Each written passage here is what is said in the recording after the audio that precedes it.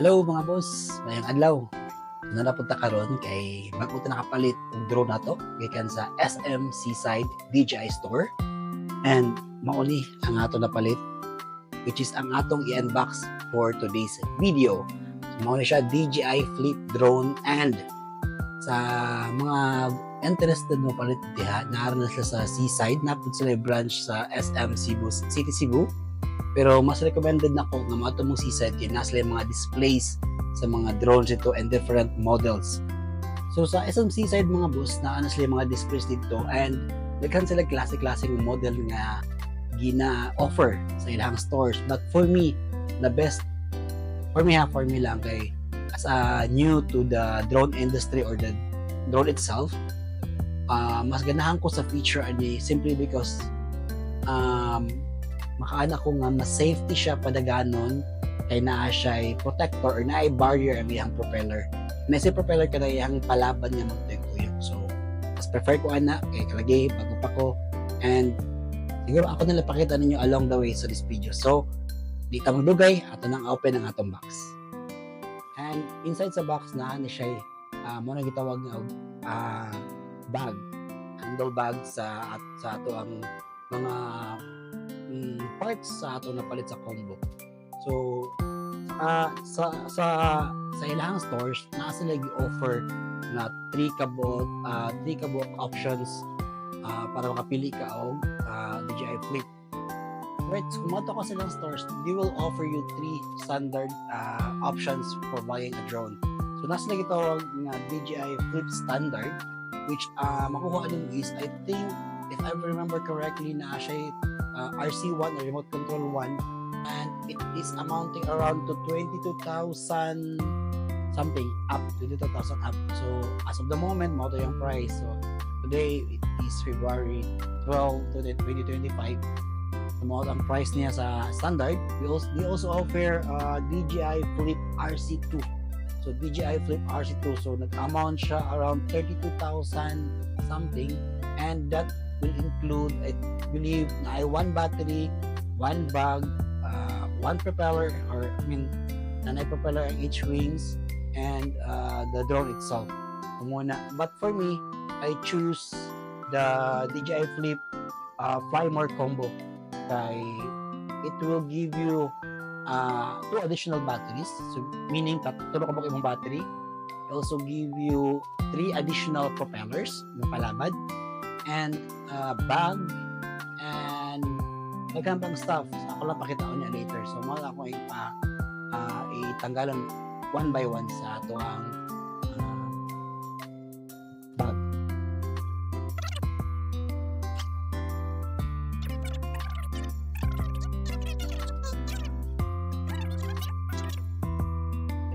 So muna siya ang parallel battery. So okay pa doon yung zoom. Okay, ano siya, parallel battery. So for the combo, na siya 3 batteries, 1, 2, and 3. Ano pa siya extra brief in case of na makamag-add. This battery will last around 30 minutes or 32 minutes maximum siguro each batteries. So it will give us around 1.5 hours for the total duration sa ating pagpalupad sa drone. So we also have here the controller or the RC2, remote controller 2. So version 1 ani ikatong walay LCD, but I choose to have this. Mas prefer ko ni guys kay nga kung phone ko pa nagsakay dili siya ingon reliable in terms of long term use kay minute siya. So I prefer to buy this one kay mas aside sa hindi siya UI kaya siya user interface, napod siya ginaingon mas taas pa ang iyang range. Kung kanimo gamitin instead of mag-phone ka. Kaya na siya antenna. And I'll just create another video kung saan ni siya paggamit together with the drone. Okay? Muna ito yung katalong items, the remote control. Okay, so muna ito yung katalong item guys na nakuha sa ito ang Flymer combo, ang the drone na dyan. So kani siya, nung sa feature niya ganahan ako ipalit niya siya is simply because naa siya kaning propeller guard sa money. So mo siya ang nindot na feature niya kay kanimang good guys, ang tendency if new user ka sa drone and paan ka nang di pa kay kahanas mapalupad sa drone, na ay tendency nga ma-control mo ang drone towards the wall or something ana. So naudo na sa mga security features na siya, ana siya gitawag na stop motion siguro siya. If na ay makaano na siya makita nga tubangan niya na kuan ay wall mo nung siya din siya bulagan kung siya ma-detect. But na times na jud na tingin ko kusog kay no pag-ana ang drone din wala na kayo siya ka na kuan bantay or wala na siya na kuan ang iyang system tawagan na security features niya nga unang if na wall ang tendency mabuak ni o mabalik ni ang imong propeller. And kaning propeller is dili siya dali papalit. So na ay mga uban na maligya as far as I'm concerned na ako nakita sa mga drone group chats, pag nalagay mga parts out na siya. So na so ko sure kung reliable ba if ever can palit on. But again, it's best to have a protection sa samot na sa ato ang propellers mapalabad. Okay, so muna I will just discuss again in sa lain nga video muni ang ato ang drone flip DJI drone. And for the other items na makita nato guys diri sa ato ang drone bag, so we have here different items sa zipper.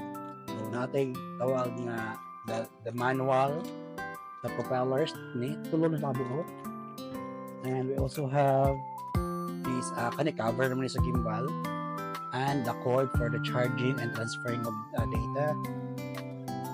And also lastly na po tayo screwdrivers. So kaning screwdrivers gamit ni sa pag-change sa mga propellers, but naay sa atoy DJI Air S mo siguro ito nga ang iyang wala na siya tawag niya wala na siya screwing sa iyang propellers, but imo na siya i-flip or say something na siya iyang locking mechanism. So kanito kay medyo low quality, di siya yung low quality, pero tohon siya in terms of compared sa mga high-end nga drone. But in terms of one point security feature na po niya built-in. Mo sa mga ganina nga maunong siya if ever makita-detect siya wall, di siya mulahos. But that's only for the front side. And I believe na ang sa side mong niya, left and right niya, and back, na mo siya guard. So it's still a good for me, it's a good security feature nga na siya propeller barrier. So again, to recap, we have 3 batteries, 1 parallel charger, 1 remote control 2 or version 2, 1 drone, the drone itself, and we have some accessories, the extra propellers, the cable wire, the manual, and the screwdrivers. So for the other stuff na mga functionalities nila, I will just create another video. So that's it for my unboxing. Thank you everyone for watching. Bye bye.